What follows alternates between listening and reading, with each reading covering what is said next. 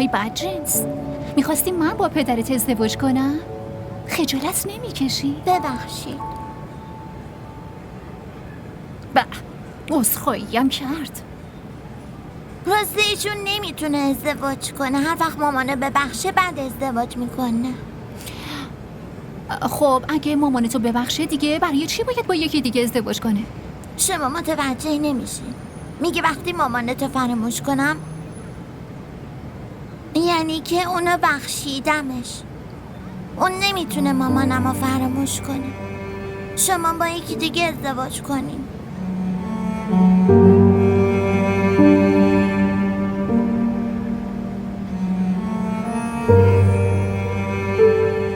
خب تنها نشسته بود، منم گفتم ازش بپرسم. چرا؟ خب دانش آموزمه. یعنی همین یه دانش آموزو داری؟ چرا فقط حرف اونو میزنی؟ باشه اعتراف میکنم چون دوستش دارم. برو بابا. برو بابا دیگه چیه؟ تو باباشو هم دوست داری. یه چیزی درونت هست که داره تو رو سمت اون جذب میکنه. تو عقلت سر جاشه؟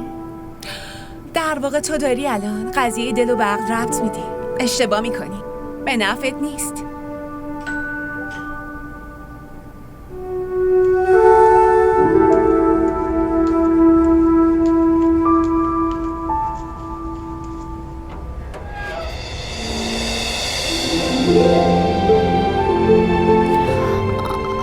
شما؟ سلام عرض شد. سلام. بفرمایید.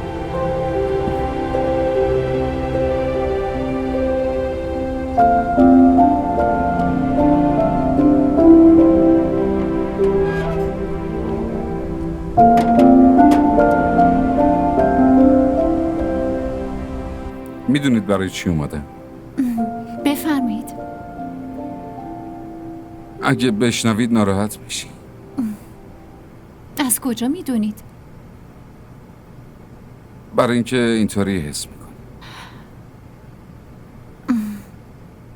اول میخواستم همین که دیدمتون بگم ولی نتونستم. یعنی روم نشد. شما بگید. ناراحت شدم میگم ناراحت نشدم. گفتین که چای بیارن. خب کی میارن ها؟ بفرمایید جناب. چای حاضره.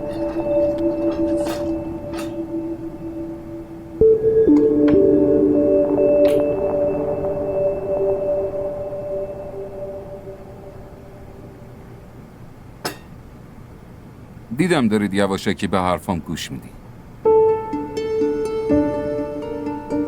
شما هم بشینید. جلوی شما صحبت میکنم.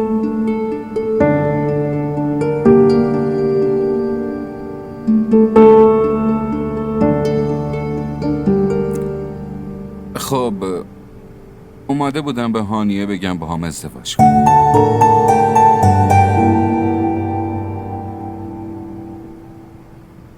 یه لحظه ناراحت نشی. فقط اومدم بگم ولی نگفتم که. دم در که رسیدم نظرم عوض شد.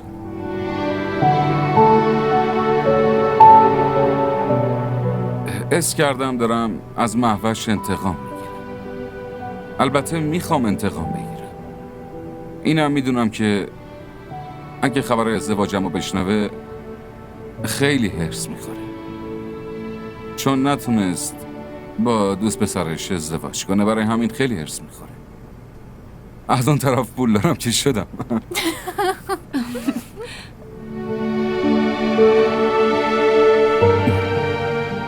دارید گوش میدید دیگه. برای همین نظرم عوض شد. حس کردم دارم ازتون استفاده میکنم. چی؟ یعنی فکر کردم اگه شما قبول کنید یعنی دارم برای انتقام گیری ازتون استفاده میکنم. ببخشید بلد نیستم خوب حرف بزنم. تو مدرسه هم برای لج در آوردن میگفتم اونی که برای شما خاطر است برای ما آرزو.